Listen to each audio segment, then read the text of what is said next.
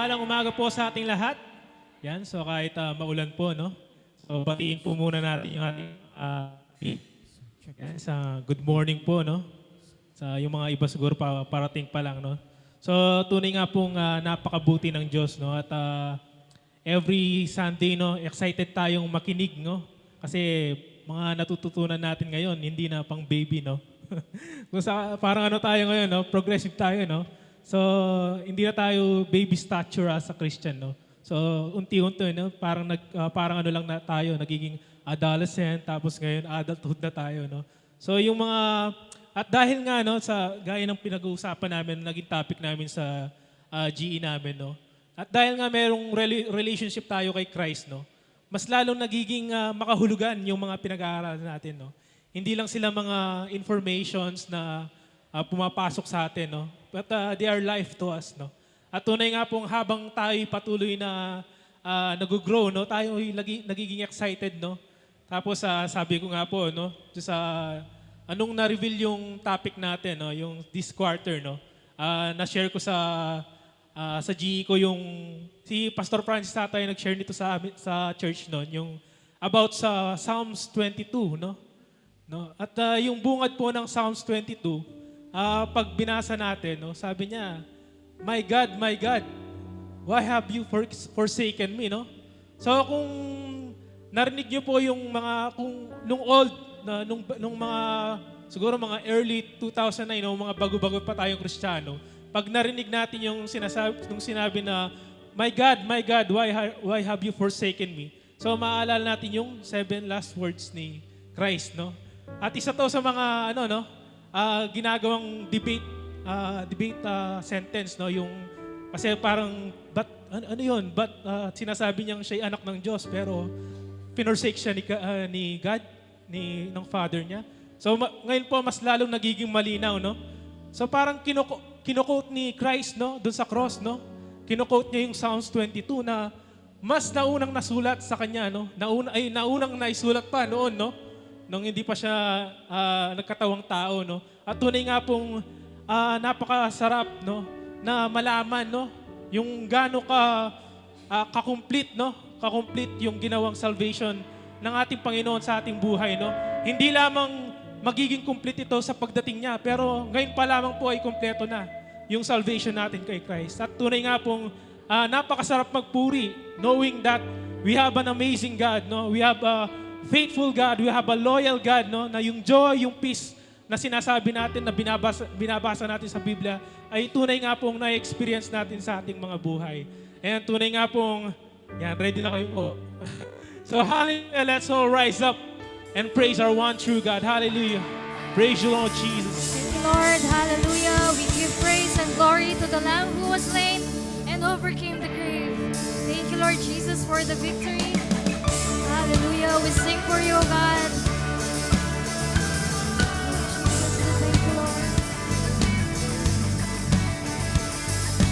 Oh, oh, oh, oh. It's coming on the clouds. It's coming on the clouds. Kings and kingdoms will bow down. Every chain will break. Every chain will break as broken hearts declare His praise. For who can stop the Lord Almighty? And our God is the Lion of Judah. He's roaring with power and fighting the battles. Every knee will bow before Him. He's Lamb. Our God is the Lamb that was slain for the sins of the world. His blood breaks the chain, and every knee will bow before the Lion and the Lamb. Every knee will bow before Him. Oh, oh, oh. So open up the gates. So open up the gates. Thank you, Jesus. The God who comes to save. The God who comes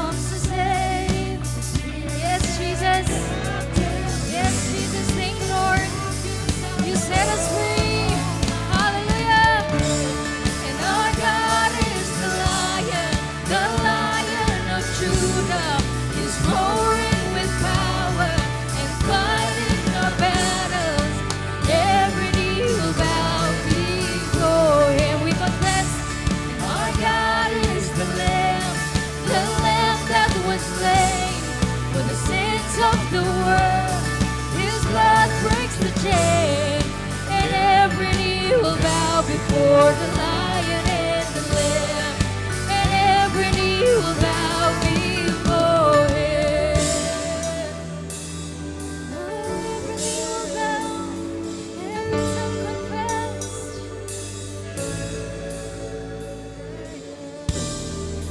Who can stop the Lord Almighty? No one. Who can stop the Lord Almighty? Who can stop the Lord Almighty? We're singing. Who can stop the Lord Almighty? There's no one. Yes, Jesus. No one can stop you, God. Who can stop the Lord Almighty? Who can stop the Lord Almighty? Who can stop the Lord? Hallelujah. Oh, we sing praises to you. And our God is the Lion of Judah. He's roaring with power and fighting our battles, and every knee will bow before Him. And our God is the Lamb that was slain for the sins of the world. His blood breaks the chain, and every knee will bow before the Lion and the Lamb, and every knee will bow before Him. Oh,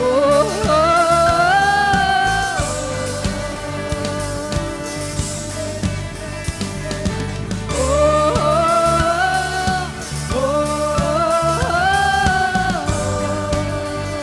Jesus. Hallelujah. Thank you, Lord, for the freedom of God. Praise you, Lord Thank you, Jesus. Jesus. Hallelujah. Worship you, God.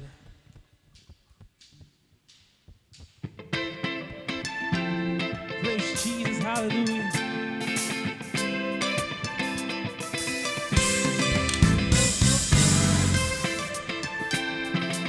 Praise you, Jesus. Let's sing.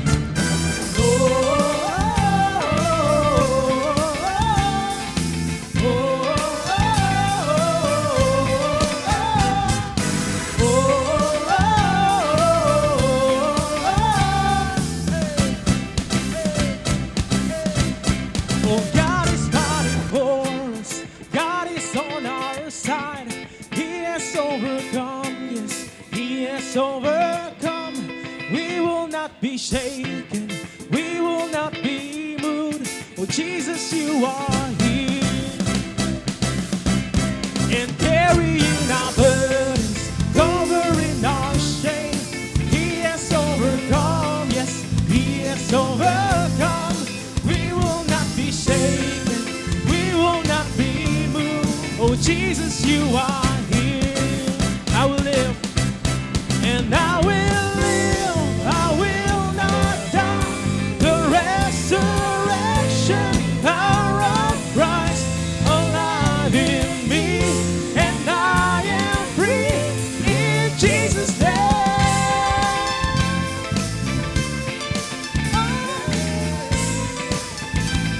Praise you, Jesus.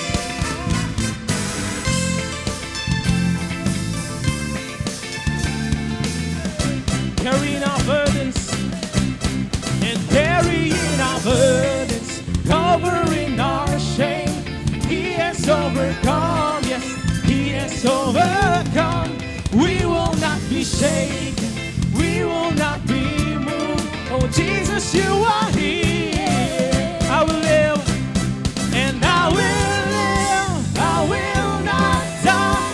The resurrection power of Christ alive in me, and I am free in Jesus' name.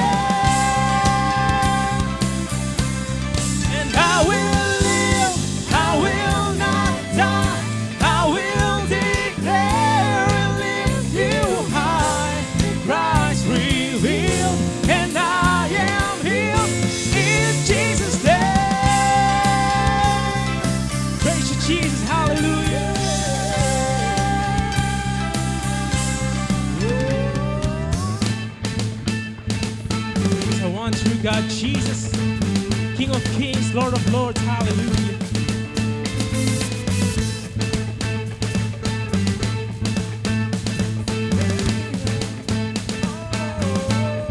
Oh, God is fighting for us.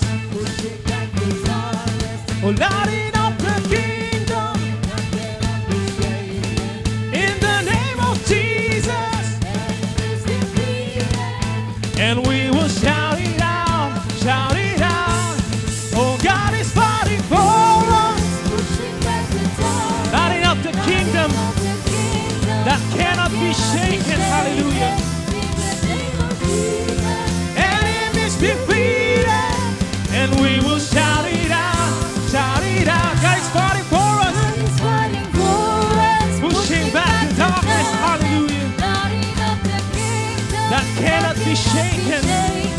In the name of Jesus, enemies defeated, and we will shout it out, shout it out. And I will live, I will not die.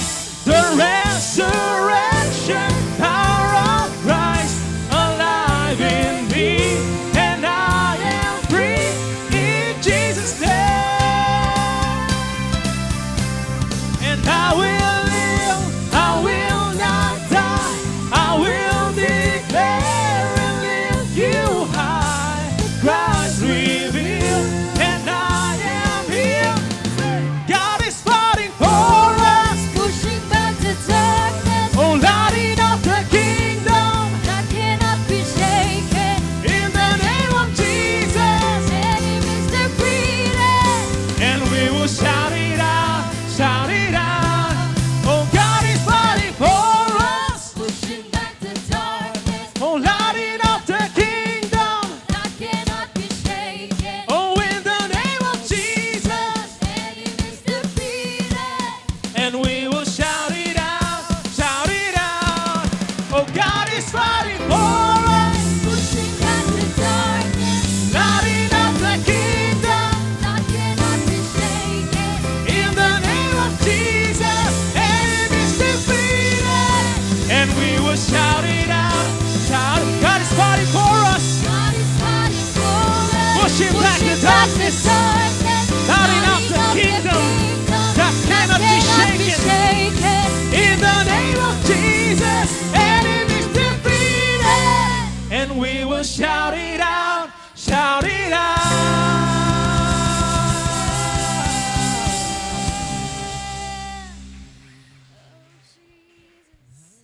Hallelujah.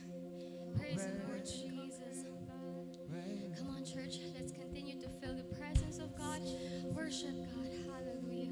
For He deserves to be given the highest praise and honor and glory. Hallelujah. Thank you, Lord, for the victory. Thank you, Lord, for the life, for the light, for the hope, oh God. Hallelujah. We praise you, Lord, for you are holy, Lord. You took the blame, Lord, for us to be blameless. You did everything, Lord God, para kami magkaroon ng buhay, Lord God. Thank you, Lord, for your love, Lord, for your grace, for your faithfulness to us, oh God. Truly, Lord, that you are reigning in our hearts, Lord God. Hallelujah, hallelujah. Come on, church.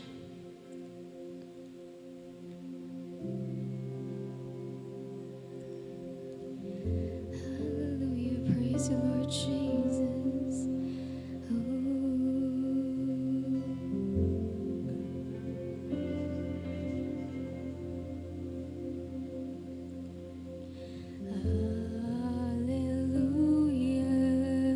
Hallelujah.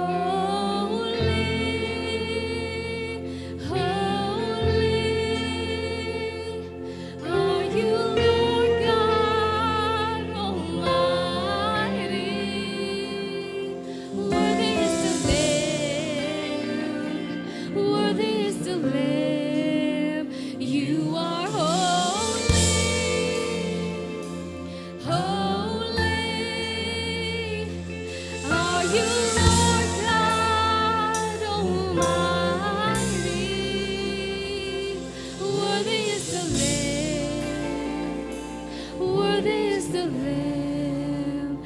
Amen.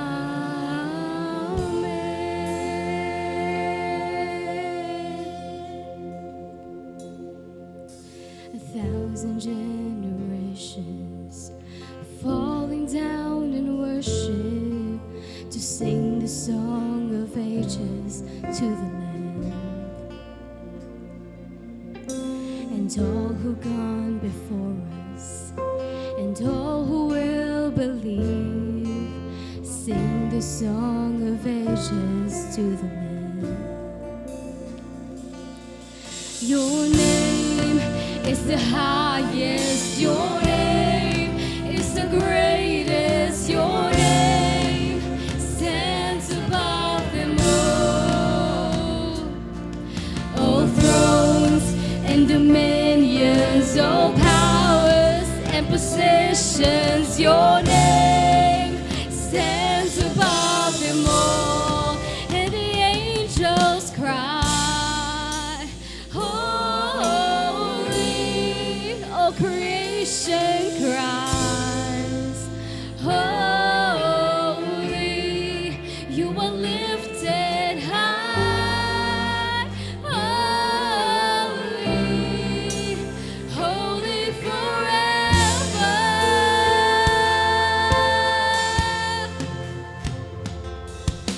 And if you've been forgiven, and if you've been redeemed, sing the song forever to the Lamb. And if you walk in freedom, and if you bear His name, sing the song forever to the Lamb. We'll sing the song forever and amen. And the angels cry, holy, all creation cries, holy, you are lifted high, holy, holy forever. Hear your people sing, hear your people sing, holy to the King of Kings, holy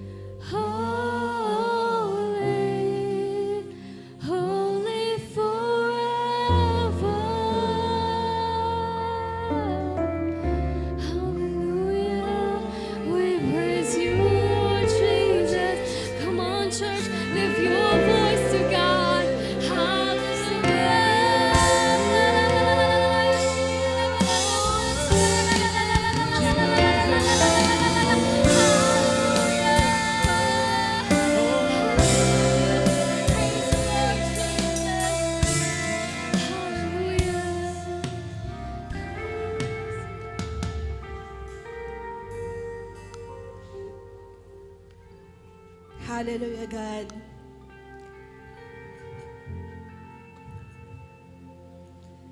Napakasarap magpuri sa inyo, O Diyos.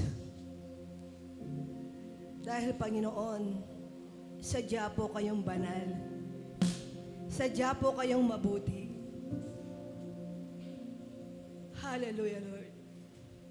We worship you, Lord na God. Hallelujah, Lord God. Hallelujah.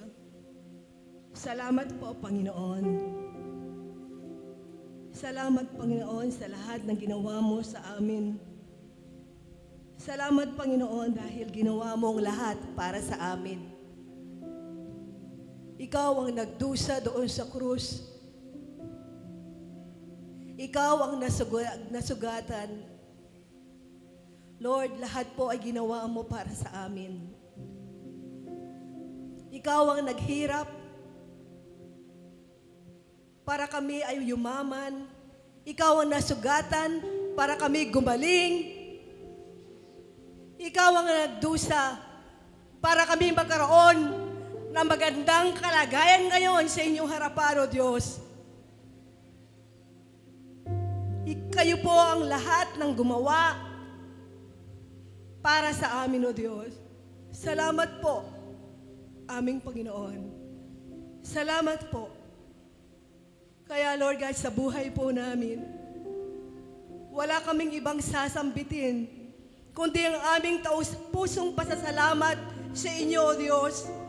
Ang aming papuri, ang aming pagdakila sa inyo, dahil tunay po kayong mabuti, tapat sa aming mga buhay. Maraming pong salamat, O Diyos. Salamat po. Ibinigay niyo yung bugtong na anak para may alay, para na sa gayon kami matubos, para na sa gayon kami matubos sa lahat ng aming mga pagkakamali, pagkakasala. Inalay mo yung bugtong na anak para kami magkaroon ng buhay na walang hanggan. Inalay mo yung bugtong na anak para kami ay mapalaya sa ilalim ng kautusan at nang sa gayon kami ngayon ay mabuhay sa kalayaan. Kalayaan na kami makapagpuri. Kalayaan na ikaw ay aming sambahin sa aming mga buhay. Kalayaan, O Lord, na kung saan may kakayahan kaming gawin ang kalooban mo ngayon sa aming mga buhay. Salamat sa buhay na walang hanggan dahil nagkaroon kami ng relasyon sa inyo, O Diyos. Salamat, Panginoon, dahil, O Lord, ngayon, bunga ng ginawa mo, O Lord God, na pag-alay ng iyong bugtong na anak. Kami ngayon, taglay po namin ang katagumpayan na nagmula sa aming Panginoong Yesus sa kanyang ginawa doon sa krus ng Kalbaryo. Kaya kami ngayon, tinatamasa namin ngayon ang bunga nito sa aming mga buhay. Ang kapayapaan, ang kagalakan, ang iyong pagpapala. Lord, tinatamasa namin ngayon na nabubuhay kami ayon sa udyok ng iyong banal na Espiritu sa aming mga buhay. Kaya, Panginoon, salamat po. Dahil, Lord, nagkaroon kami ng bagong buhay. Nagkaroon kami ng bagong Espiritu, Lord God. Nagkaroon kami, Panginoon, ng relasyon sa inyo na kung saan may direksyon ang buhay namin. Dahil kami ngayon ay nabubuhay ayon sa inyong mga salita, ayon sa inyong gabay sa aming mga buhay, ayon sa udyok ng iyong Santong Espiritu, O Diyos. Kaya salamat po, Panginoon. Salamat dahil taglay po namin, Panginoon, ang buhay ngayon, ang buhay na walang hanggan, na kung saan patuloy naming nakilala ang aming tagapagligtas, nakilala namin, Lord, naging malinaw sa amin ang ginawa ng aming Panginoong Yesus, ang kanyang kabutihan, ang kanyang walang hanggang pag-ibig, ang kalaliman ng pag-ibig niya sa aming mga buhay. Kaya purihin ka, O Diyos, marapat kang purihin, marapat kang sambahin sa aming mga buhay. We praise you, Lord, in the mighty name of Jesus. Amen and amen. Is the highest. Your name is the greatest. Your name stands above them all. Above all thrones and dominions, all powers and possessions. Your name stands above them all. Oh Jesus, your name is the highest. Your name is the greatest. Your name stands above them all. All thrones and dominions, all powers and possessions. Your name stands above them all. The angels cry, holy. All creation cries, holy. You are lifted high, holy, holy forever.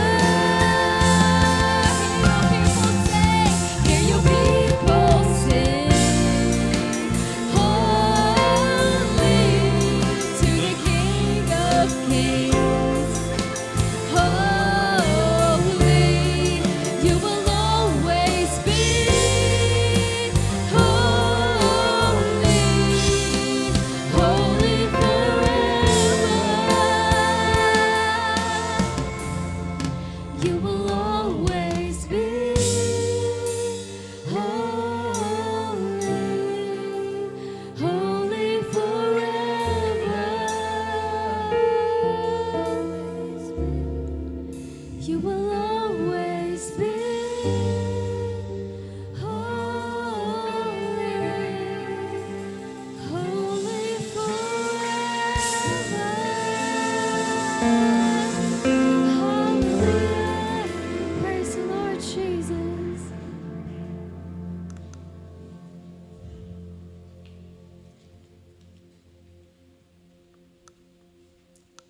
Hallelujah. Ang sarap pong purihin ng Diyos. Ano po? No? Kapag sinasabi po nating holy, ako pag binabanggit ko po yung holy, inaawit ko yung holy forever. No? Ang iniisip ko ang Diyos na walang kapantay, no? Walang kaparis, no? Kasi yung holy ibig sabihin set apart, walang katulad na Diyos. Walang makahihigit sa Kanya. All power, glory, dominion ay sa Kanya po. To our King of Kings and Lord of Lords. Amen po? Tayo po ay nasa bahagi ng pagkakaloob. Okay, nais ko lang pong basahin ang Matthew chapter 12, verse 35. Ang sabi po niya, a good man out of the good treasure of his heart brings forth good things, and an evil man out of the evil treasure brings forth evil things. Sa Tagalog po, ang mabuting tao ay nagsasalita ng mabuti dahil puno ng kabutihan ang kanyang puso. Pero ang masamang tao ay nagsasalita ng masama dahil puno ng kasamaan ng kanyang puso. Okay, speaking of context, ang context po nito, kung babasahin natin yung mga naunang talata at huling talata, it's about yung bunga, no? Sa puno, nakikilala ang puno sa bunga nito. So, ang sabi niya, kapag ang puno ay mabuti, ang bunga nito ay mabuti. Kapag ang puno ay masama, ang bunga nito ay masama. Okay? So, sa English nga, out of the abundance of the heart, the mouth speaks. Yung pong kasunod na talata. Before this verse na binasa ko po. So, kung ano daw ang laman ng puso, yun po yung lumalabas. Okay? Pag pinag-uusapan po ang puso o yung laman ng puso, whether we praise and worship, whether we give, whether we share the gospel, no? Ano man po yung ating ginagawa sa ating trabaho, sa ating paaralan, no?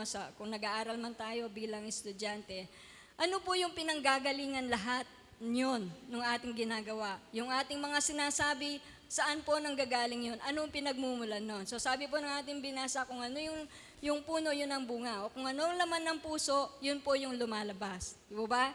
So totoo po din po yun sa pagkakaloob. Kung ano yung laman ng puso, yun po yung ating ibibigay. Okay? So kung ang puso po natin o ang kaisipan natin ay puno po ng tinatawag na poverty mentality, no? Yung isip mo, mahirap ka. No? Minsan kahit meron ka na, dahil hindi mo pa nabibili yung nabili ng kapitbahay mo, yung nakikita mo sa Facebook, feeling mo, no, isip mo, mahirap ka. Okay? So, ang true prosperity po, ang true abundance, no, yung tunay na kasaganaan, ay wala po sa panlabas. Ito po ay nasa puso.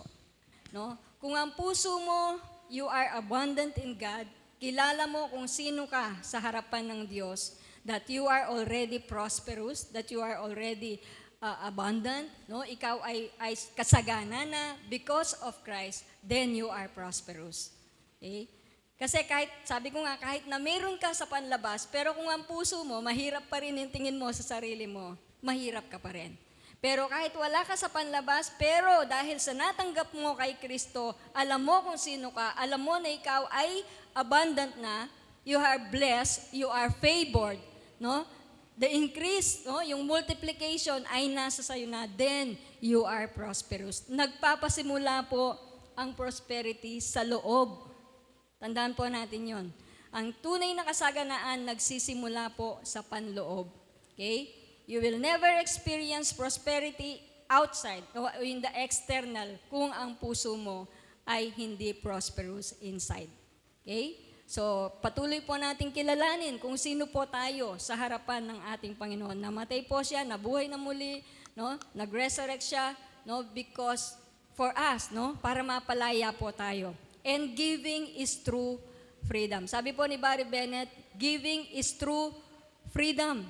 Ang pagbibigay daw po ang tunay na kalayaan. Ibig sabihin, kapag ikaw ay nagbigay, no, kahit nakikita mo yung bulsa mo, walang matitirang laman, o yung bangko mo, walang matitirang laman, pero dahil malaya ka na kay Kristo, wala nang takot, walang pangamba, walang pag-aalala, magkakaloob ka.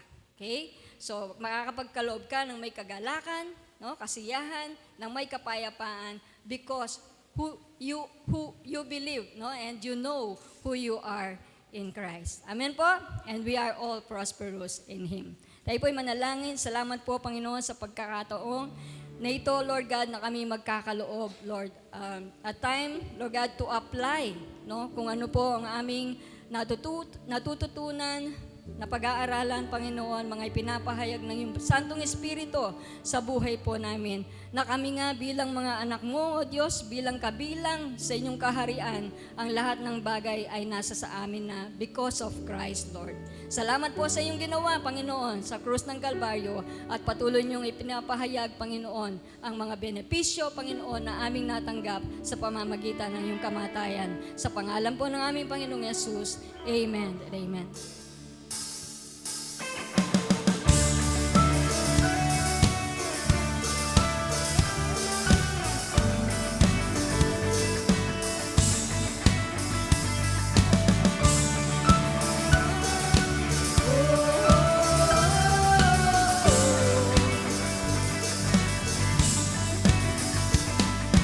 Coming on the clouds, kings and kingdoms will bow down.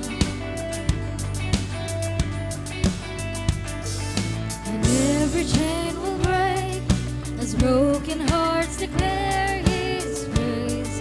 For who can stop the Lord Almighty?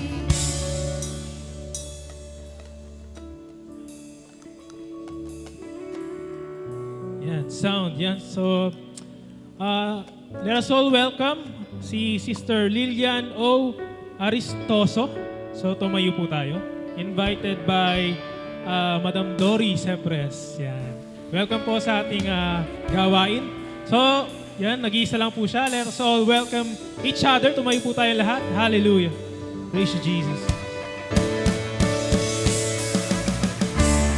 And our God is the Lion of Judah.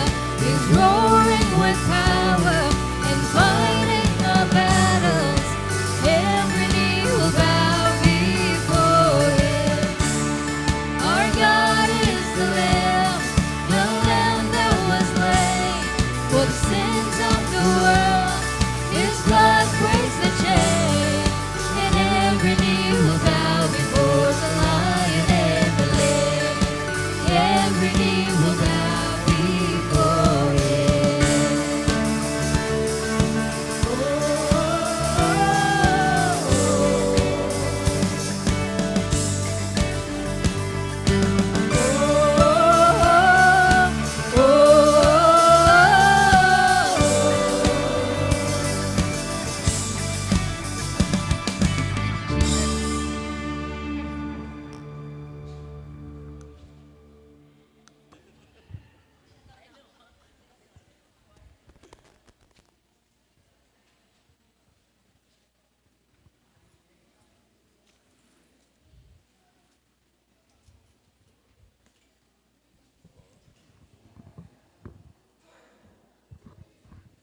Okay, good morning po sa inyong lahat. Ayan naman, malamig na umaga. Good morning, Pastor. Okay? Wala po ako handouts. Only the Word of God ang taglay natin. Kasi kapag nag-handouts, sumusulat ako, minsan sulat ko, hindi ko maintindihan. So nakakalimutan. Ngayon, ang ating tatalakayin for such a time like this. Okay, fourth quarter na tayo at yung mga kaibigan namin daw, mga kasama namin sa cell group, nagpapa-shoutout po si Brother Randy. Okay.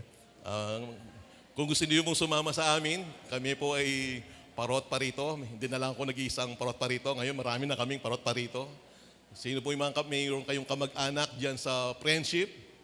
Hindi po sa Fields Avenue. Sa Friendship na dulo, doon sa Korean Town, nandun po kami. Kung gusto niyo kaming samahan, samahan ninyo kami. At doon kami mag-GGE. Okay. Sa mayroon haunted house. Okay, ako pupunta doon. Okay, ang ating pong topic nito sa fourth quarter, the fullness of time. Behold, the kingdom has come. Ito yung pinaka-last quarter natin. Ang aking tatalakayin nito, kapit ko sa Panginoon, the suffering servant prophesied Jesus, the Lamb of God. Okay? Sa book of Isaiah, diretso na po ako doon, di sa book of Isaiah. Okay, sa book of Isaiah, isa siya sa mga 4 na major prophet. Kapag sabing major prophet, sila yung pinakamaraming naisulat, na itala sa Old Testament. Una, si Isaiah. Pangalawa, si Ezekiel. Pangatlo, si Daniel. Okay? Nasulat din yung Lamentation. Ang Lamentation naman ay under to ni Jeremiah. Okay? Paano yung mga minor prophets? Sino yung mga minor prophet? Sila ba yung mga low class, mahina? No. Pinapakita doon ang mga minor prophet katulad ni Malakias, Obadiah, Nehemiah. Yun mga tatawag na minor prophet. Ibig sabihin, hindi porke major prophet, sila yung pinaka-dominant. No. Dahil ba sila ay minor prophet, sila yung pinaka-weak? No, hindi rin. Iba-iba lang ang sitwasyon, pero isa lang ang kanilang mensahe about the coming Messiah. Walang nakakahigit sa kanila kahit na major. Kahit na sabing major, marami lang silang naitala, naisulat. Pero yung mga minor prophet, kakunti yung mga nasulat nila, hindi ibig sabihin, mas lamang yung major kaysa sa minor. Okay? Pero sa larangan ng salita ng Panginoon, walang hihigit, minor prophet o major prophet, walang higit dahil ang mensahe nila is about the coming Messiah. Sa mundo ay talaga kapag major ka, siguradong titingalain ka. Kapag weak ka, hindi ka titingalain. Pero sa Word of God, same. Parehas lang to. Wala tayong pinagkaiba sa pastor at sa mga nag-ayos ng upuan. Pare-pareho lang tayong naglilingkod sa buhay na Diyos. Minsan pa, palakpakan natin minsan pa ang Panginoon. Woo! Iba ang aking pakiramdam dito. Parang gustong pumutok dito, okay? Ngayon, ang ating pag-uusapan. Ngayon, nais ko kayong bigyan ng idea dito sa si Isaiah, si Jeremiah, at si Daniel. Iba-iba ang taglay nilang message. Hindi sila pare-parehong message. Iba-iba. Di ba, Pastor, nasabi mo kanina, iba yung nakikita ni Isaiah, iba nakikita ni Daniel, iba ang nakikita ni Jeremiah. Iba-iba ang kailang nakikita. Pero in totality, is about the coming of Messiah. Ngayon, ano ba yung, dahil dito tayo magpo-focus kay Isaiah, ano ba yung message ni Isaiah? Ang message ni Isaiah, dahil sila ang pinakahuli na captive ng pagsakop ng ibang bansa sa kanila, ang Israel, okay, balik tayo ng konti. Dati, hindi, nung namamayani o naging hari si David at si Solomon, kompleto pa ang tatawag na kaharian. Pero nung namatay si Solomon, nagkaroon ng tinatawag na divided kingdom. Nahati sila. Question, bakit to nahati? Kasi iba na yung way of leadership nila. Mas malala ang 10 tribo o tinatawag na 10 anak ni Jacob. Ang huling natira ay 2 lamang, si Judah at si Benjamin. At nandoon ang templo. Nakaptib na ang Israel, ang 10 tribo ni Jacob at naiwan na lang yung 2 tribo. At doon si Jeremiah ay nagpa-prophesy. Nagsasalita siya kung ano mangyayari, pero habang binabasa ko ito, nung binabasa ko yung Genesis chapter 3 verse 15, nung first time kong basahin to, hindi ko alam born again ako no, hindi ko maintindihan, no? Kasi sino sinasabi dito? Yung seed of Abraham, seed of the woman, hindi ko naintindihan.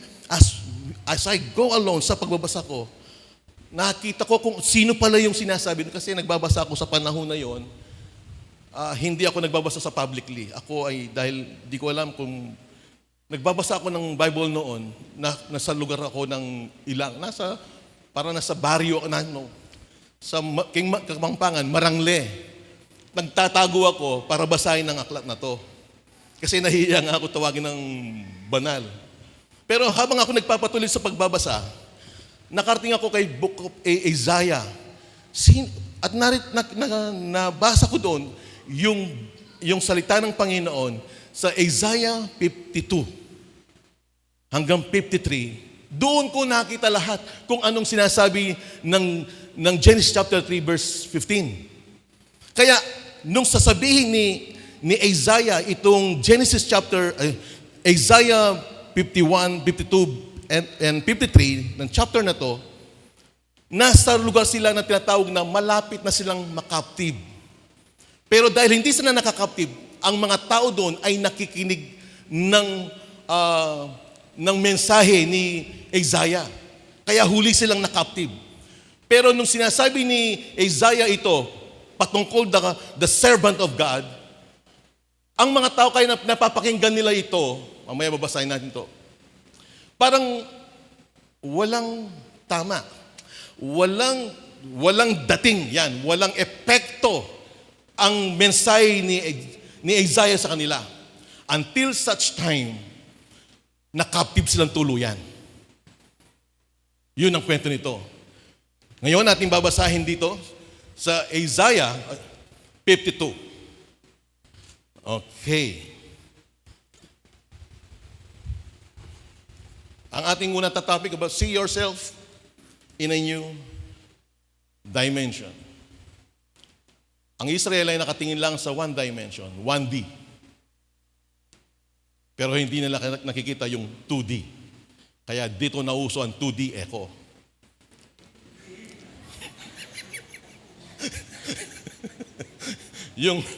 yung 1D, yan. Okay, kung nakikita niyo ako, yan. Ako ito. Yan ang 1D, one dimension. Pero kung makita mo yung balon, yung atay sa loob dito, kapag pinasok ka sa 2D echo, makikita yung laman ng loob mo, yan, 2D echo. Pero kapag tinignan ka ng Panginoon, hindi lang 2D. I think 3D pa. Nakikita yung laman ng puso mo, kung ano yung motibo mo, ano yung kaisipan mo, anong iniisip mo. Kaya sa Diyos, walang nakakalingid sa Kanya. Kaya, sa ating mga buhay, makita natin yung second dimension kung ano yung nasa puso mo. Yan si Kristo. Okay? Tuloy natin.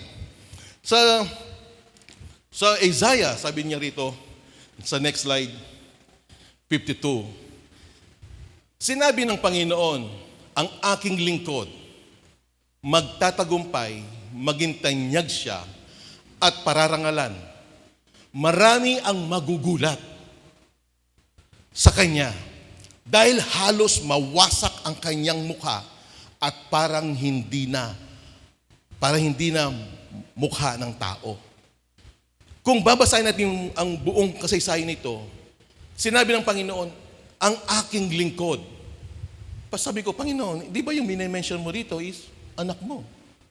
Bakit ang lingkod mo ang sinabi? Bakit hindi sabing ang aking anak? Dahil ang Diyos alam niya kung ano yung kapasidad ng tao.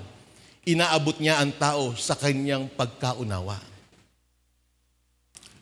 Yung lingkod dito, tinignan ko sa ibang translation, sa ibang kasaysayan kwento nito. Yung 50 years jubilee, may kalayaan. Kapag ang isang Panginoon ay napakabuting Diyos, ay napakabuting amo, napakabuting Panginoon sa panahon na yon, after 50 years, palalayain yung alipin na yon.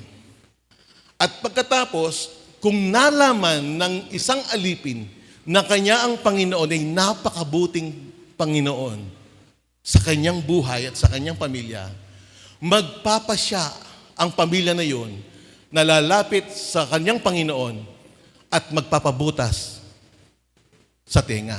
Ito'y tanda na kung saan pinapasakop niya lahat ang kanyang sarili at ang kanyang buong sambayanan sa kanyang Panginoon. Bakit?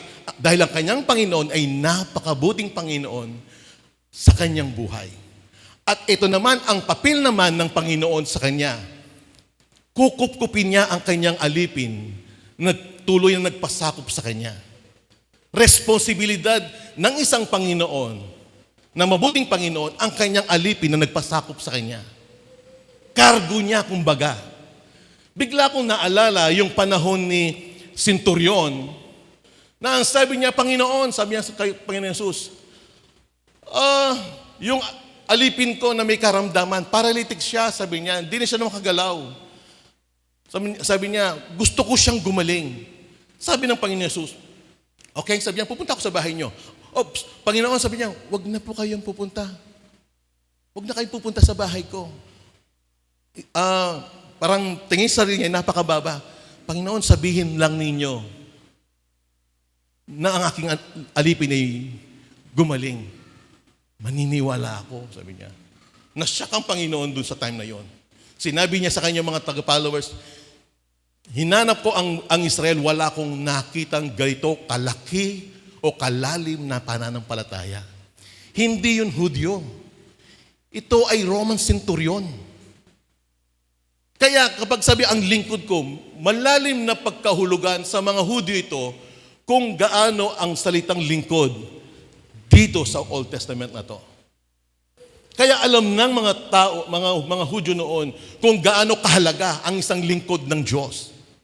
Mahal niya, mapagkalinga ng Diyos na kaya istinend niya ang kanyang lingkod. Pero alam natin na ang lingkod na sinasabi niya ito, ang ating Panginoon Yesus. Okay, sabi niya ito, nais kong ulitin, maraming tao magugulat. Marami ang magugulat sa kanya dahil halos mawasak ang kanyang mukha na parang hindi mukha ng tao. Isa sa mga ayaw kong panoorin ng video o ng movie, yung The Passion of Christ. Hindi ko pinapanood trailer lang, patapos ayaw ko nang panoorin. Kasi masyadong butal. Pero sa mga susunod na talata, mababasa natin sa next slide. Okay?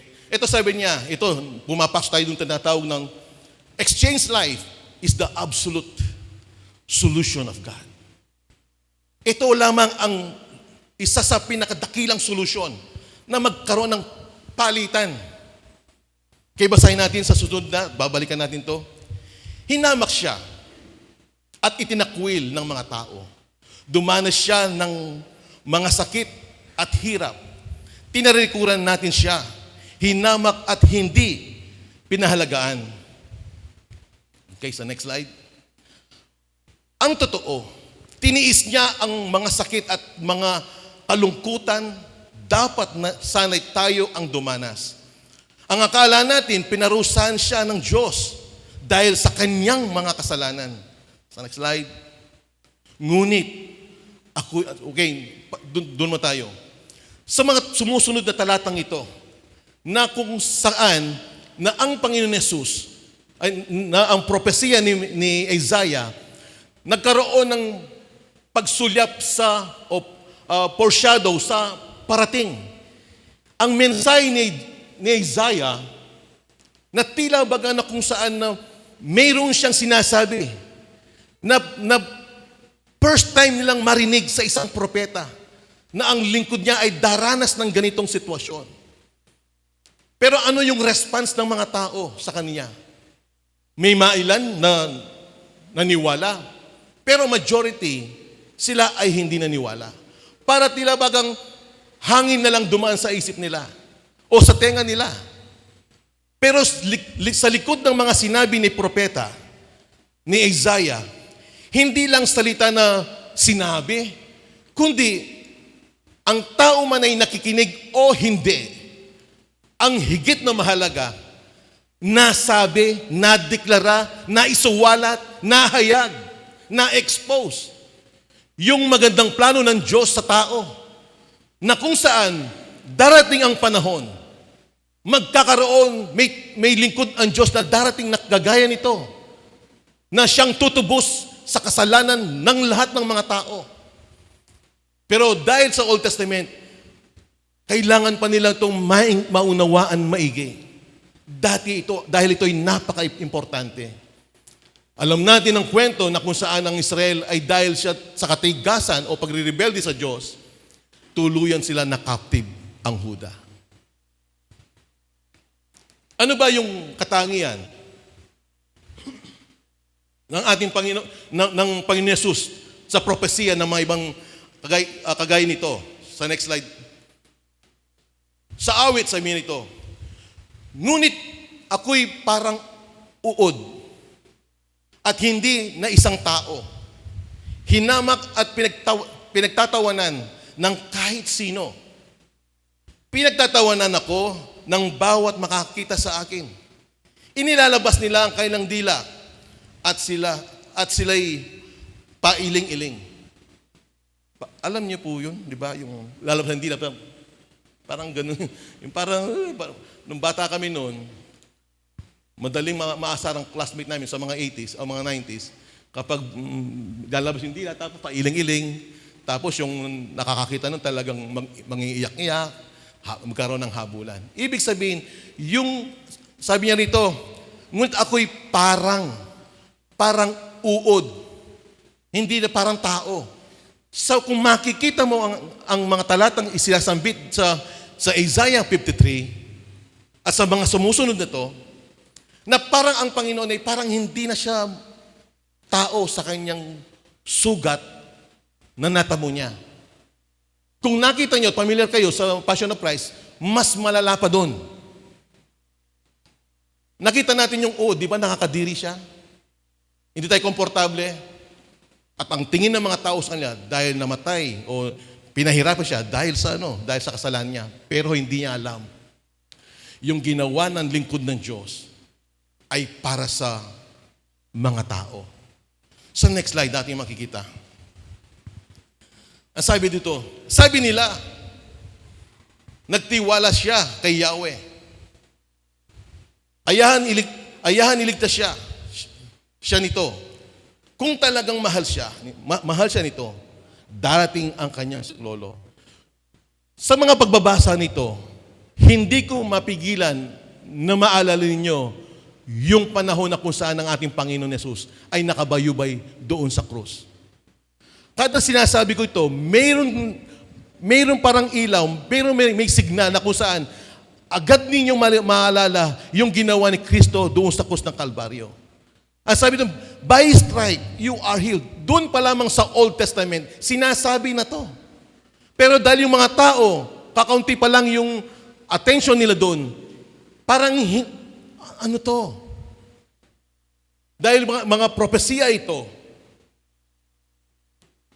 Pero sa atin ngayon, mga kapatid ko sa Panginoon, na kung saan, ang buhay ni Kristo, na sinasabi nito, hindi lang ito sinabi, hindi lang ito nahayag, kundi sa panahon natin, kaya tayo ay lubos na pinagpala. Dahil hindi lang ito nahayag, kundi nakita natin. Pastor, paano natin nakita? Samantalang nakaraan na yan. Totoo. Nakaraan na yan. Alalahanin natin. Sa Old Testament, ay may katulad ni Abraham, mayroon siyang pananampalataya na taglay niya. Nung sinabi ng Panginoon, ikaw ang magiging ama sa lahat ng bansa. Dahil sa pananampalataya, naranasan ni Abraham kung ano yung sinabi ng Diyos sa kanya. Kung ang mga tao sa panahon ni Isaiah, kung sila ay nanampalataya, nanalig, nagtiwala doon sa sinabi ni Isaiah, matatamo nila yung sinabi ng Panginoon. Wala tayo rin pinagkaiba sa Old Testament at sa New Testament. Hindi natin masasabi na mas mabuti pa sila dahil nakita natin yung ganito, nakita lang ganyan. Sana nabuhay ako sa panahon nila. No, kapatid. Kung ano ang inihandog ng Panginoon sa Old Testament sa panahon ni Isaiah, it's about faith. Sa panahon natin, it's about faith pa rin. Walang pinag-iba. Isang pattern lang ang ibinigay ng Diyos sa atin, ay pananampalataya. Kaya sabihin man natin, ay wala pa si Jesus sa panahon na yon. Pero kahit na wala si Jesus, through faith, kamukha ni Abraham, naranasan niya lahat. Pati yung mga sinauna sa atin, naranasan nila ang Diyos through faith. At sa panahon natin dito, true faith pa rin. Hindi nagbago ang Diyos sa mga panukala niya sa atin. Next slide. Nung nakapako si Kristo sa krus, di ba sabi niya, kung ito ay bakit hindi siya maghingi ng saklolo? Kundi, kung babasahin pa rin natin, kapatid, nais kong buuin itong chapter na to. Okay. Okay. Ito matandang Tagalog. Nais kong ulitin para konti na lang yung aking explanation dahil para magandang ating pakinggan. Ang sabi dito, sinong naniwala sa aming narinig at kanino nahayag ang bisig ng Panginoon? Sapagkat siya ang tumubo sa harapan niya na kagaya ng sariwang pananim at gaya ng ugat at tuyong lupa. Siyang walang anyo ng kagandahan sa kanya na dapat natin pagmasdan at walang kagandahan na naiibigan natin sa kanya. Siya'y hinamak at itinakwil ng mga tao. Isang taong nagdurusa na sana'y ang kalungkutan at gaya na ng isa na pinagbutihan sa mukha ng tao. Siya ay hinamak at hindi natin pinahalagaan. Tunay ang kanyang pinasan ang ating mga karamdaman at dinala ang ating mga kalungkutan. Gayunman, ating itinuturing na siya na ang hinampas, ngunit siya'y nasugatan dahil sa ating mga pagsaway. Siya ay binugbog dahil sa ating mga kasamaan. Ipinataw sa Kanya ang parusa na para sa ating kapayapaan. At sa pamamagitan ng Kanyang mga latay ay gumaling tayo. Tayong lahat ay kagaya ng mga tupang ligaw, bawat isa sa atin ay lumihis sa Kanyang sariling daan. At pinapasan sa Kanya ng Panginoon ang lahat ng kasamaan. Siya'y inapi at siya'y sinaktan, gayunman hindi siya ibinuka ang kanyang bibig, kagaya ng kordero na dinala sa katayan at gaya ng tupa na sa harapan ng mga manggugupit sa kanyang ay pipi. Kaya't hindi siya ibinuka ang kanyang bibig.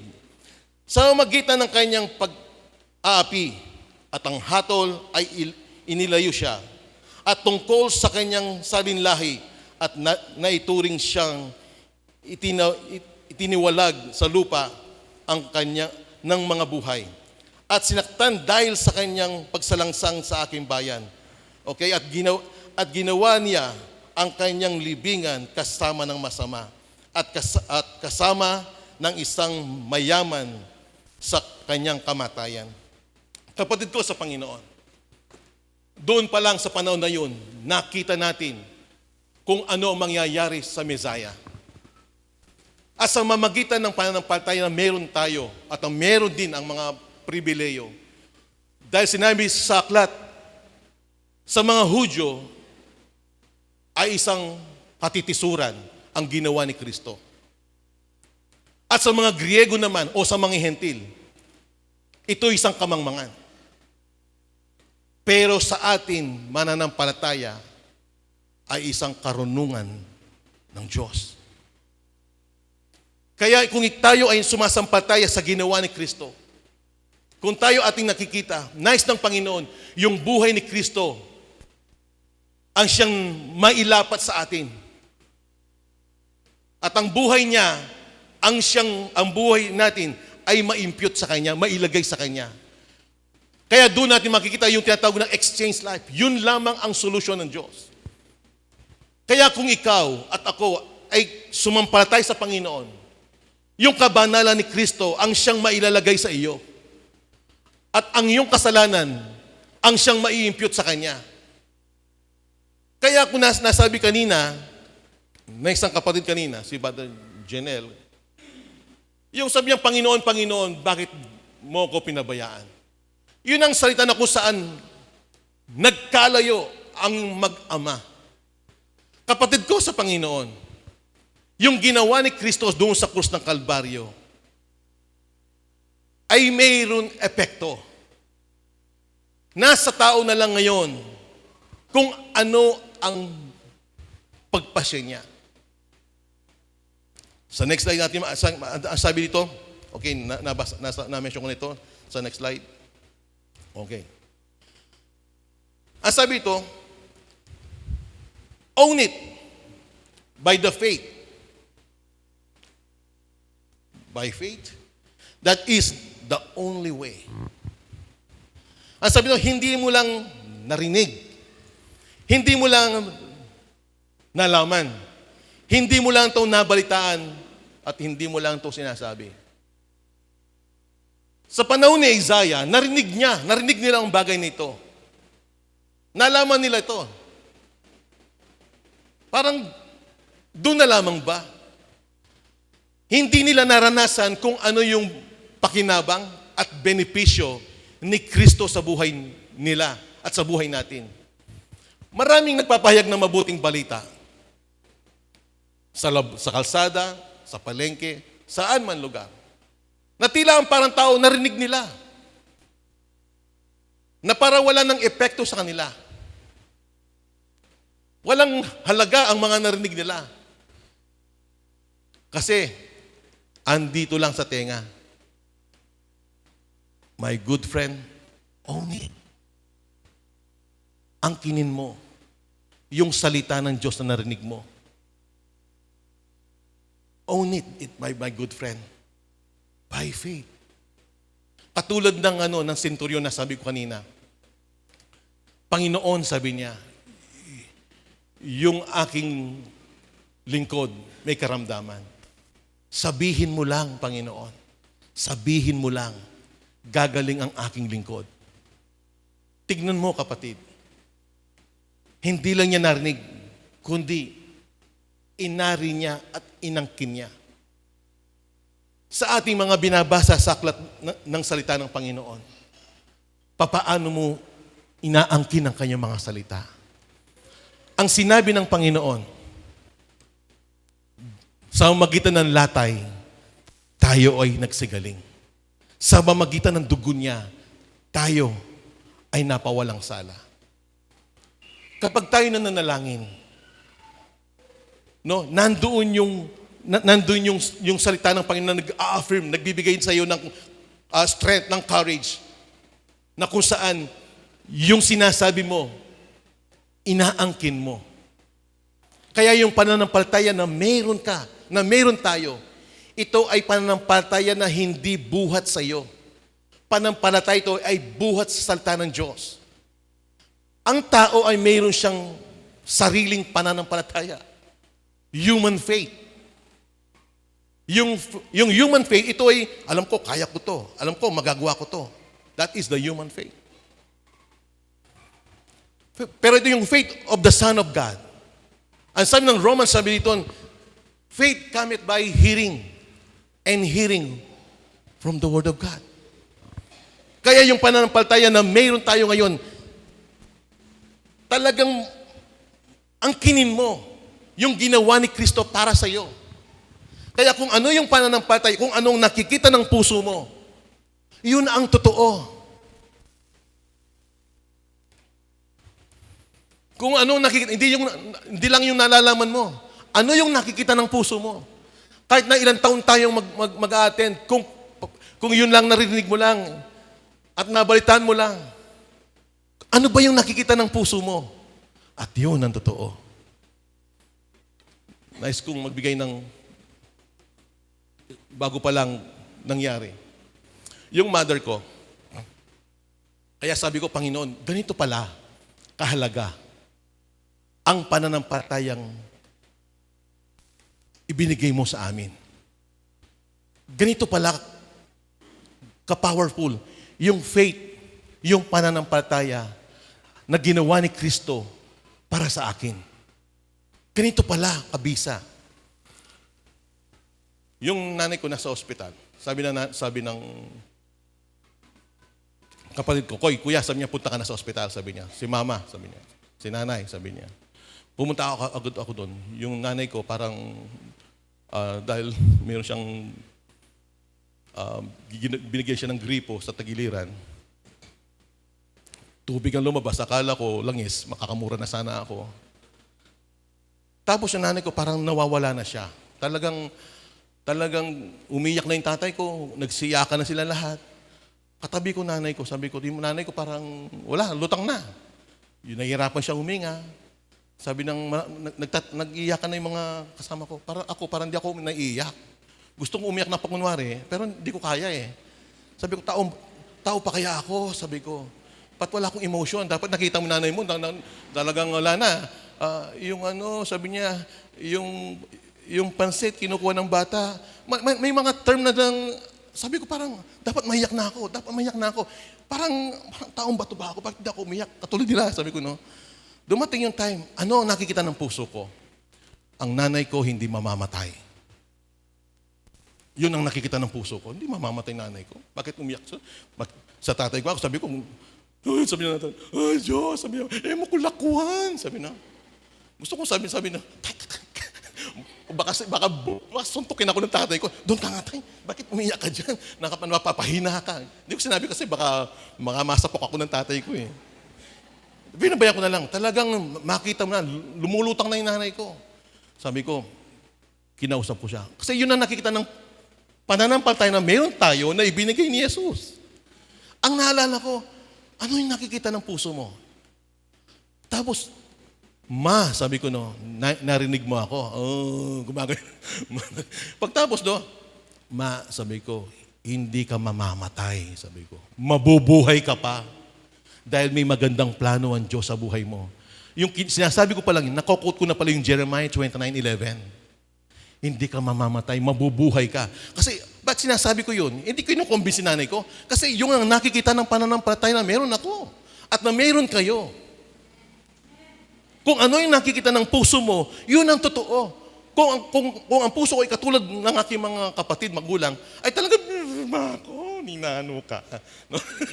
Siyempre, bibigay ako eh. Pero hindi. Ang nakikita ko, mabubuhay nanay ko. Kaya sabi ko, kamatayin, hindi ngayon.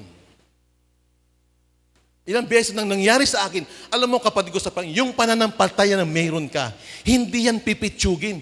Yung ginawa ni Kristo, yung sinabi ni Isaiah sa Isaiah 53, may epekto to. At napaka the best yung nagkaroon ng katuparan ang sinabi ni Isaiah sa panahon natin. At ngayon, yung pananampalataya na meron ka, ay ibang klase. Ito'y buhat sa Diyos. Paano to mag-alab? Pastor, ang kailangan mag-alab, continue to meditate the Word of God kung sino siya sa buhay mo. Kung ano yung ginawa ni Kristo. Kaya the power of your testimony. Kapag nagpapahayag ka, nagtetestify ka. Ang tinetestify mo is about God, about Christ. Kapatid na, alam mo, sa cell group namin, sa cell group ninyo, kapag nagbabahagi na kami, parang nauuntog kami, sa Kisame. Yung parang nag-enjoy ang group empowerment ng kanya-kanya din cell group. Hello.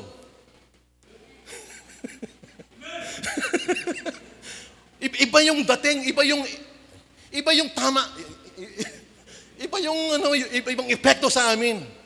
Kasi ang Word of God na kung saan ang aming panampalataya ay nag-aalab.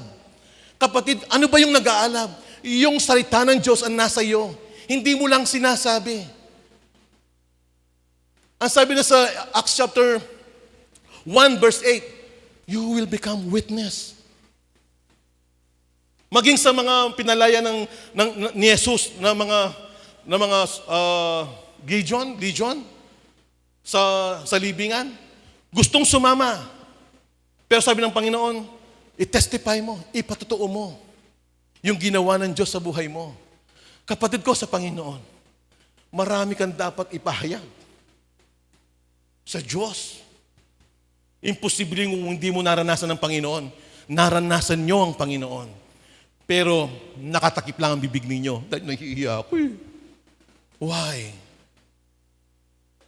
Kapatid ko, ang salita ng Panginoon, kamukha ni Jeremiah, ang salita ng Diyos ay parang siyang apoy na lumalagablab sa puso ko. Hindi ko mapigilan na sabihin ito. Amen po ba? Palakpakan minsan pa ang Panginoon. Huwag kang pabigil. Huwag mong tipirin ang Diyos sa buhay mo. Huwag mong, ano lang, simple lang po. parang nahihiya ka. Magpupuri na lang, hindi mataas ang kamay. Huwag mong tipirin, kapatid. Sabi mo sa katabi mo, huwag mong tipirin ang pagpupuri. Bumigay ka. Yan. Kaya kapag umaawit tayo sa yung kung ano yung naman ng puso mo, huwag ka namang pretend na hindi ka rin mabibless. Pero kung ano naman ng puso mo, i-express mo. I-own mo kung ano yung sinasabi ng salita ng Panginoon. Panginoon, maranasan ko ang iyong mga salita. Panginoon, ako, may karamdaman ako ngayon. Pero alam ko, pinagaling mo ako sa ginawa ni Kristo. Nais ko tuloy ito, sayang naman to, no? Eh di nanay ko, parang lumilipad na nanay ko. Sabi ko, parang nawawala na. Tignan mo ako. Hindi siya makadilat eh. Pag pababay na yung nanay ko. Tignan mo ako, sabi ko. Dilat mo mata mo, sabi ko. Dilat. Binuksan ko yung mata ng nanay ko eh. Ay, yung itim, tirik na pala.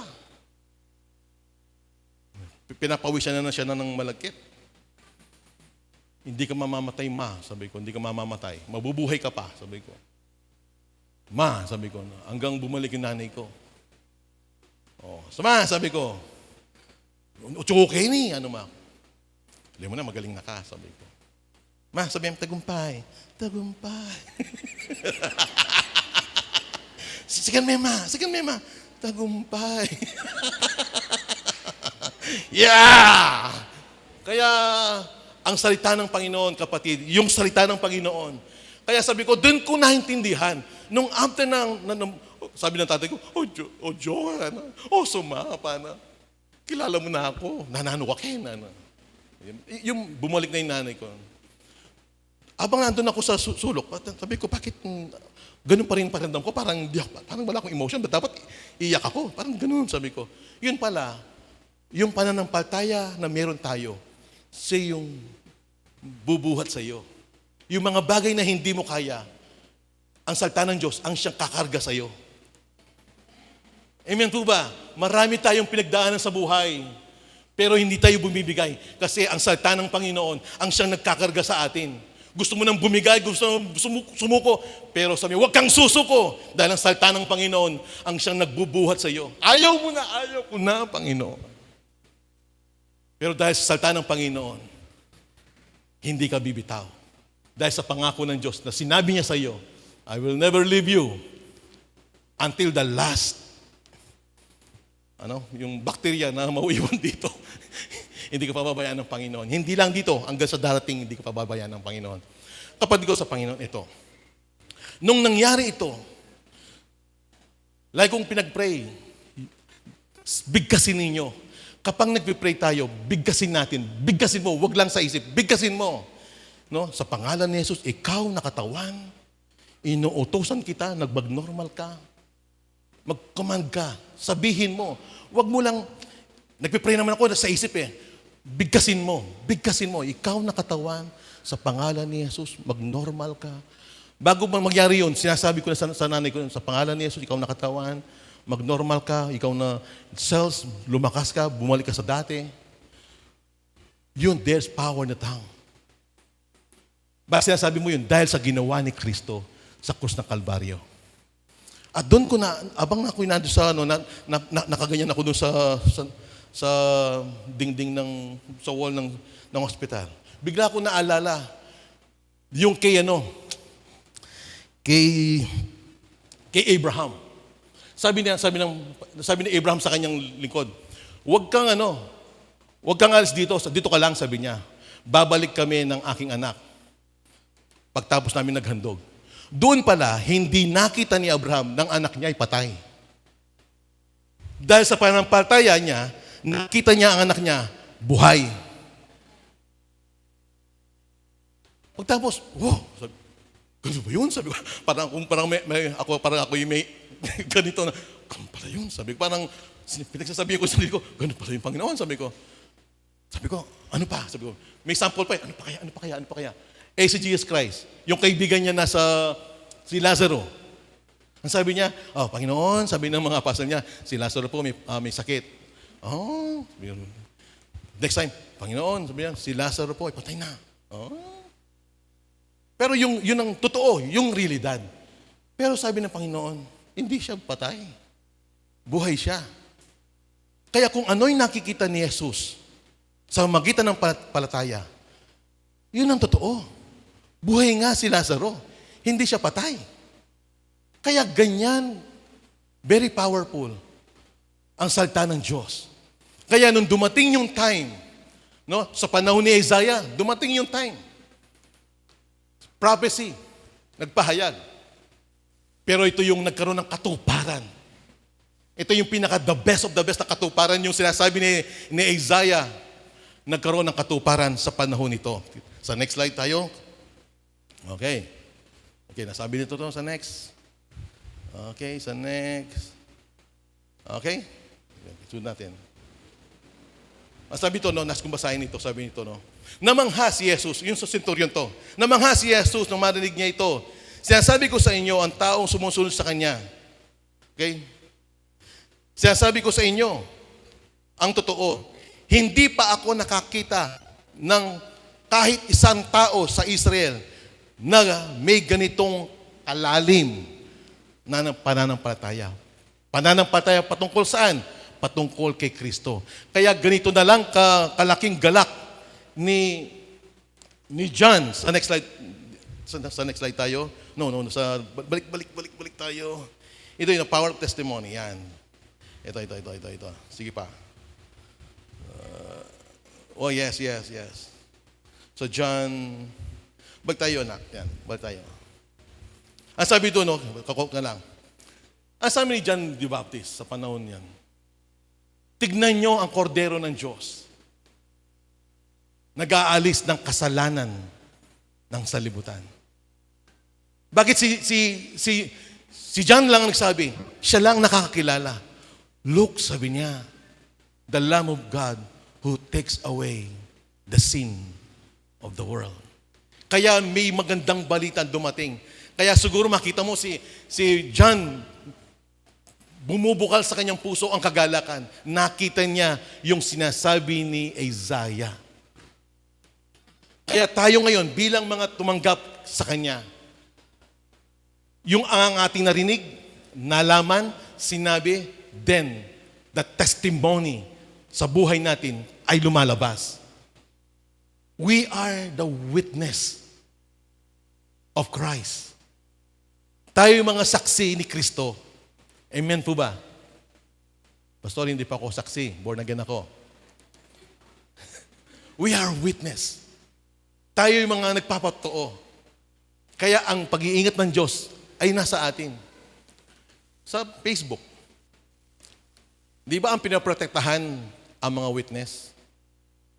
Di ba? Yung mga witness, siyang nakakita, nakatagpo. Yan ang mga pinoprotektahan ng gobyerno. Hindi yung nagbabalita, hindi yung mga newscaster. Kaya hindi rin malayo, kapatid. Nung nalaman natin ang mabuting balita patungkol kay Kristo at nagkaroon ng katuparan sa panahon ng mga alagad, at ngayon din, tayong lahat, tayo ay nagpapatotoo, nagtetestify, nagsasabi na ang Kristong dumating ay totoo. Bakit? Dahil ito'y naranasan mo. Ang witness ay mayroon siyang tinatawag na kategorya. Dapat nakita niya. Dapat andun siya. Dapat naranasan niya.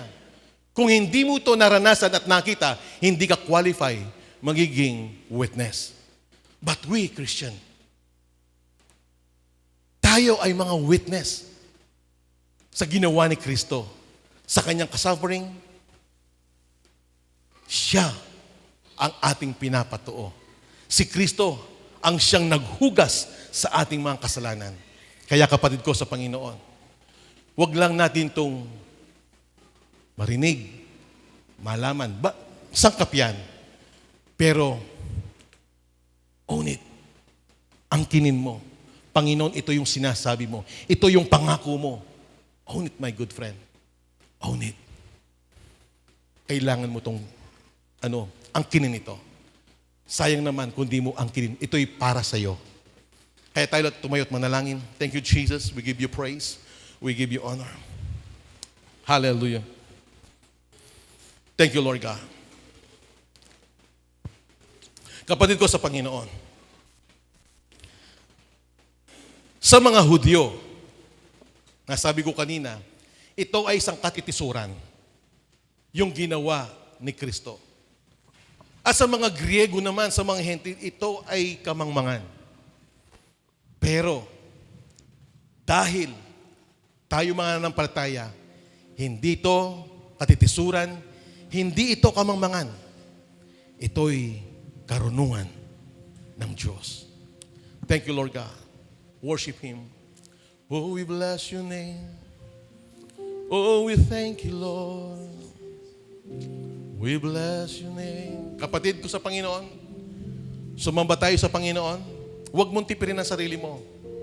You can raise your hands. Sign of worship. Hallelujah. Itodo mo ang buhay mo sa Panginoon. Huwag ka na magpa-reserve. Itodo mo na ang buhay mo sa Panginoon. Itaktak mo. Ibigay mo na lahat. Hallelujah.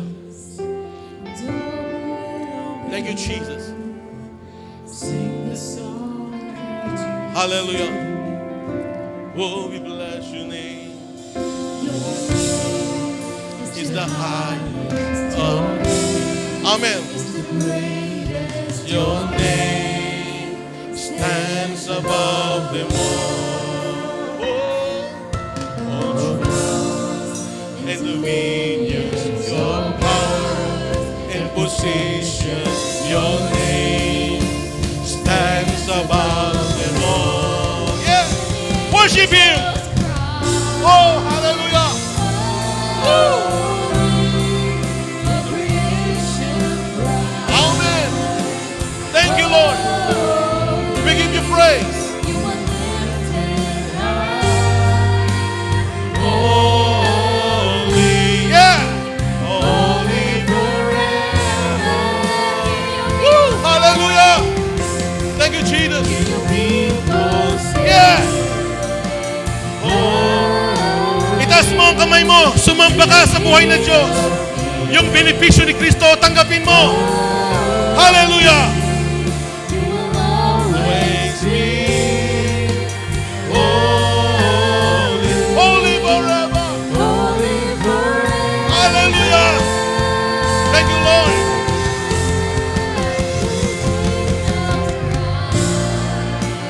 Oh, Jesus. Of creation.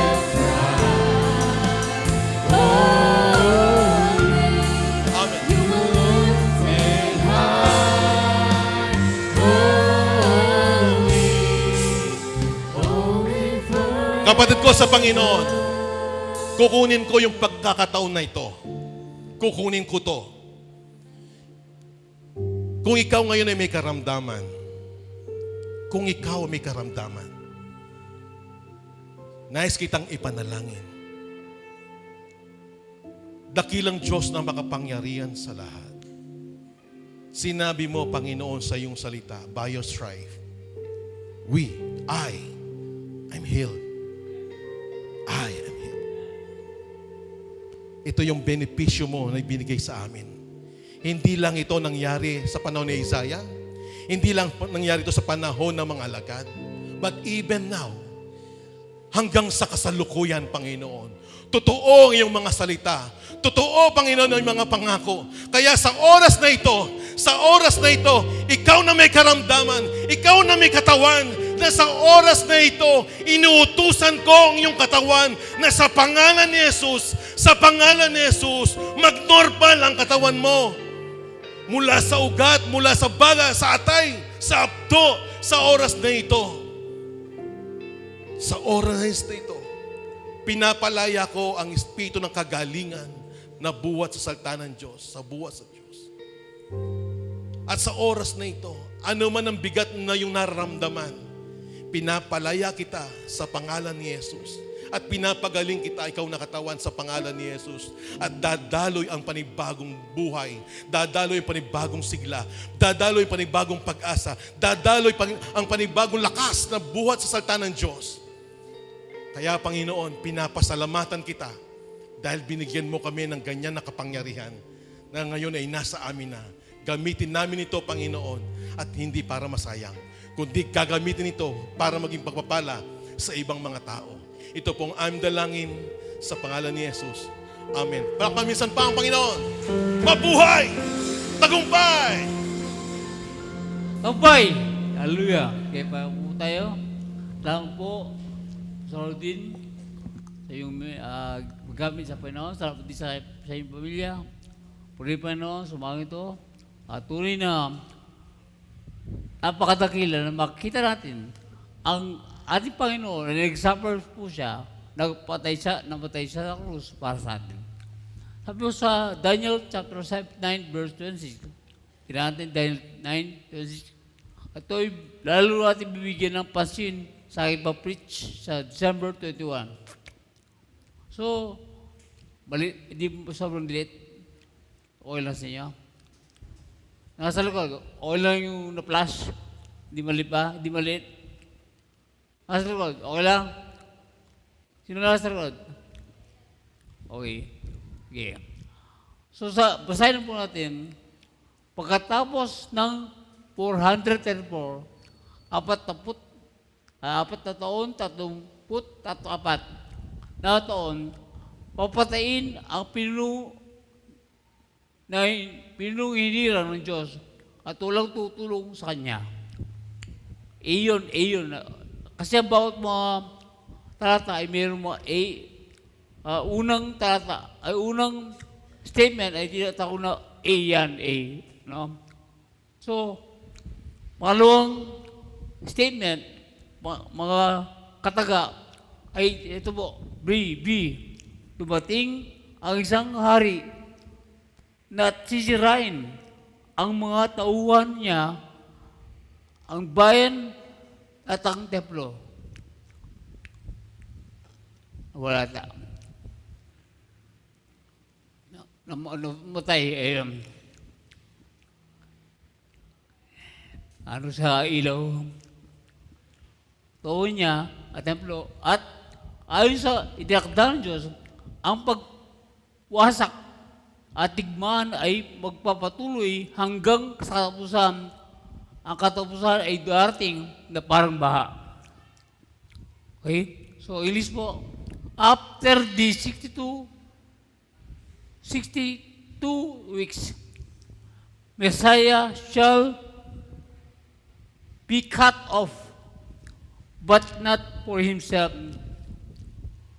And the people of the prince who is to come shall destroy the city and sanctuary. The end of shall be with the blood. Until the end of the war, the desolations are determined. So, kung atin titignan, medyo meron pong bagyang hindi natin lubos maintindihan. Pero may explain po natin ng lubusan sa darating pong December 21. And I to emphasize yung BA.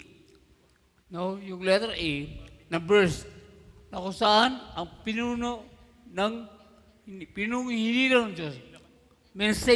Messiah shall be cut off.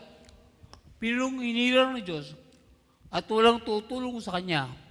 No? So, ang pinong hinirang ng Diyos ay mamatay at walang tutulong sa Kanya. Okay?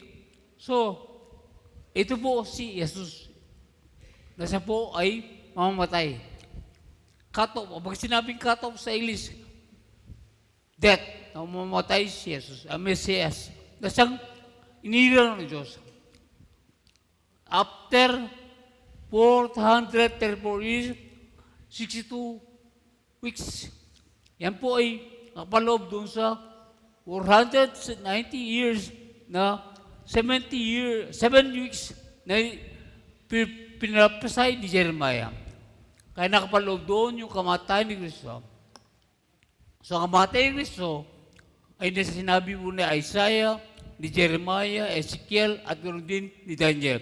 Ito yung nangyari sa panahon ng mga gospel. Okay?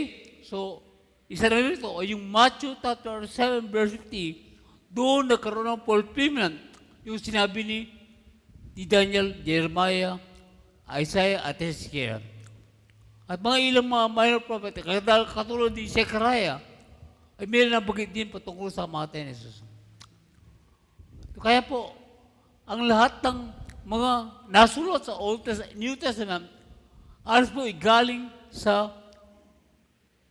Lumang Tipan. Kaya napakalaga na makilala natin, na maalaman natin ang Lumang Tipan. Kaya kabuuan ng Bible ay patungkol sa Diyos, patungkol kay Kristo. Sa kanyang magandang layunin plano sa buhay ng tao at isa rito na kailangan mangyari ay yung siya'y mamatay para sa atin. Okay? Wala siyang tutulong sa kanya. No? Pero, na-bear niya po lahat ng bagay nito para sa atin. Okay? Natanggap niya. Hinarap niya lahat ng bagay ito para sa atin. At ito po ay na-elude din sa Revelation.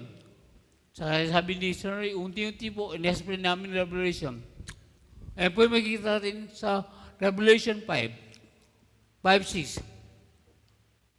Sabi niya, Revelation 5:6, pagkatapos nakita ko ang isang tupa na mukhang pinatay pero nakatayo na sa pagitan ng namumuno at ng tronong nagpapaligiran ng 4 na buhay na nilalang mayroon itong 7 sungay at 7 mata at siyang 7 espiritu ng Espiritu ng Diyos na isinugo sa lahat ng lugar sa mundo. Lumapit, verse 7, lumapit ang tupa sa trono at kinuha niya ang kasulatan sa kanyang kamay at nakaupo roon. Then English, sabi na sa English, at I look and behold in the midst of the throne and of the 4 living creatures. And in the midst of the elders stood a lamb as though it had been slain, 7 horns and 7 eyes, which are the 7 spirits of God sent out into all nations, in the whole earth. Then he came and took the scroll out of the right hand of him who sat on the throne. So medyo po, kung titignan natin, napakahirap intindihin. Pero po, as we explain in details, ay magiging malinaw po ang sinasabi ng salita ng Diyos Dahil po, ito ay nagpapalinaw. Ito, galing sa Old Testament. So, meron tayo tinatawag na nalaging binabagin is yung allusion, alluded. So, meron mga salita sa New Testament na alluded mula sa Old Testament. Okay? So, ngayon, example po na. Noon po, hindi ko maintindihan ng Martes. Ay mag-Martes sila. Nag-grupo sila ng mga tao. Martes sila. Ano yung Martes? Sabi ko. Ayun pala, ang Martes ay chismis. So, hindi mo maintindihan ng pinagalingan ng Martes. Hindi mo maintindihan ng Martes. Okay? So, nung laging naisip, laging kong narinig, kamuti. Ba, ano yung kamuti? Kamuti yung kinakain niyan. Ayun pala, yung kamuti, ang pinagalingan niya ay merong mga nagtitest na exam, nangangamuti. Nahihirapan sila sa kalang exam. Eh meron mga, may binabagay lagi ngayon, kamuti, hara. Ano may kamuti? Kaya kung di mo maintindihan, ang pinagalingan, hindi mo maintindihan yung sinasabi ng kamuti. Kamatis siya, mamamatis siya. So, napalaga po. No? Noong ako po yung bata pa, yung buhok ko po ay yung pong pasaytsa mo naman. Pero nung panahon namin, ang gusto noon ay yung sangay siya sa isalikit na. Pero di ba ganyan yung buko? Nung may buko pa, no? Hindi ngayon, no? Ngayon, wala nang sangi. Ano sa Tagalog sangi? Ano? No, para daw akong osersal. Yan, osersal. So kapag, sino po si osersal? Eh, bakit siya sinatawag na osersal? Kung di mo maintindihan, at kung sino si osersal, hindi mo inunuan kung ano sinasabi patungkol sa akin na mukha akong osersal. Kaya po napalaga, yung pinanggalingan origin. No? Kaya ganun po, ang mga halos origin po ng New Testament ay mula po sa Old Testament, lalo na yung mga propesya. Kaya ito po ang nangyayari. Pinag-aralan natin, para po maintindihan natin ang panghuling propesya patungkol kay Kristo.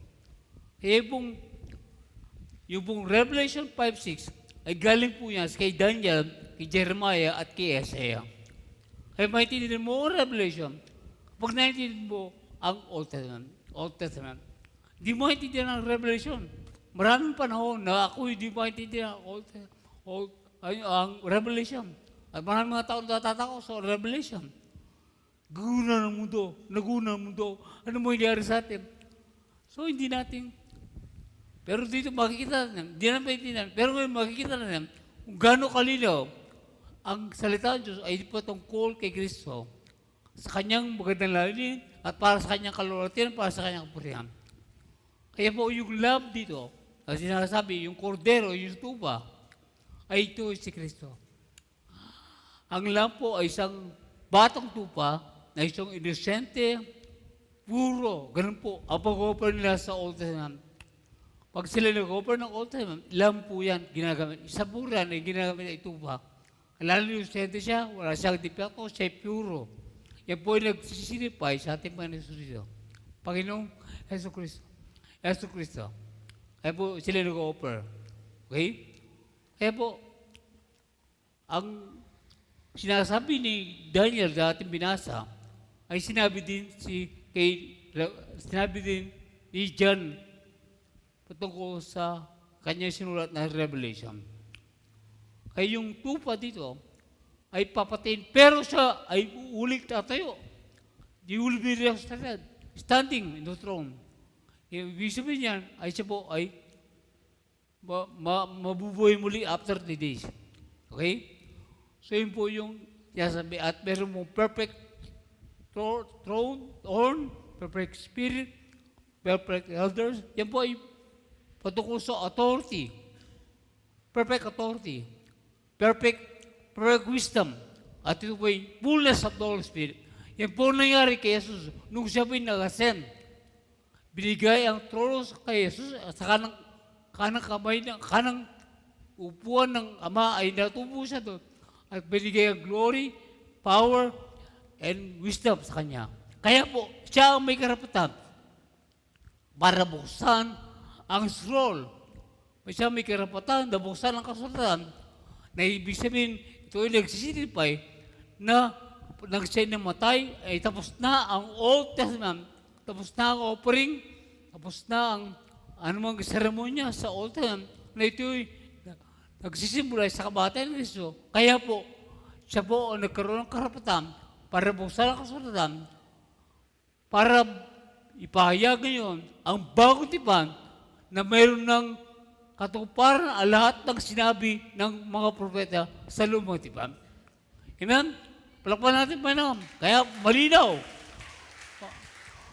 ang plano ng Diyos sa magitan ng salita ng Panginoon.